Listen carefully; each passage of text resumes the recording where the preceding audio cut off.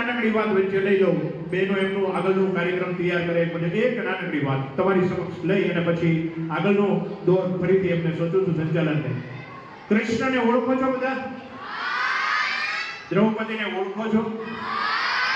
સુદામાને ઓળખો છો? રાધાને ઓળખો છો? કૃષ્ણ પાસે 3 મિત્રો હતા. વિદ્યાર્થીઓ યાદ રાખજો, દરેક છોકરા છોકરીઓ દરેકે સાંભળવા જેવી વાત, બહેનો પણ મોટી ઉપર. કૃષ્ણ પાસે 3 મિત્રો હતા જિંદગીની અંદર. એક હતો સુદામા, એનો બાળપણનો સખા, કે જેની માટે થઈને કૃષ્ણ પોતાના પાખડી ચપ્પલ પહેર્યા વગર દોડીને ભેટવા માટે જતા હોય, પોતાના વસ્ત્ર પણ ત્યાગી દેતા હોય, એવો સખા એટલે સુદામા. કૃષ્ણ પાસે બીજો મિત્ર હતા, કયો? રાધા. રાધા એમના મિત્ર છે. એટલે આપણને આ શાસ્ત્ર શીખવે છે, ક્યારેય સ્ત્રી પુરુષ ભાવ એમાં આવતો નથી. પણ ત્રીજો સખા દ્રૌપદીને તમે જ્યારે પણ સાંભળો ત્યારે દ્રૌપદી કૃષ્ણને સખા કહે.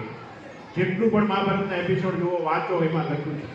તો દ્રૌપદી એની સખા છે, મિત્ર છે. અને જ્યારે દ્રૌપદી એક ચીર આપે એની સામે અનેક ચીર આપે, આ પ્રસંગ જાણી લો. પણ કોઈને એ નથી ખબર કે દ્રૌપદી અને કૃષ્ણની મિત્રતા કોણે કરે.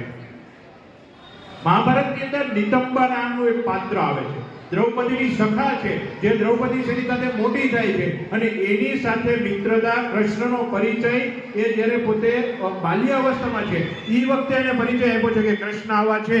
અને કૃષ્ણ એક જ એવું વિશ્વાસપાત્ર નામ છે કે એની ઉપર જો તમે વિશ્વાસ મૂકી દો ને તો જિંદગીમાં ક્યારેય પાછા નહીં પડો.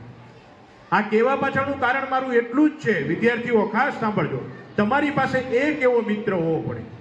એક દીકરીઓ દીકરાઓ બંને પાસે એક એવો મિત્ર હોવો પડે કે જેની ઉપર તમારો જિંદગીનો વિશ્વાસ હોય, જે તમને સાચું માર્ગદર્શન આપે તો 100% નંબર આવે. આજે નંબર નથી આવ્યો તો આવતા વર્ષે નંબર લાવવા માટે પણ મહેનત જોઈશે, મહેનત માટે માર્ગદર્શક જોઈશે. અને એ માર્ગદર્શક તમારા ગુરુ તો બને જ છે, પણ ગુરુ સાથે તમારો સારો મિત્ર હશે તો એ પણ માર્ગદર્શક બનશે. પણ એના માટે યોગ્ય પાત્ર ગોતવું પડશે, નહીં કે રખડતો ભટકતો મિત્ર. જો રખડતો ભટકતો મિત્ર મળશે તો તમને ગેરવલ્લે ચડાવશે અને નંબર આવતો હોય છે તો પણ જતું રહેશે.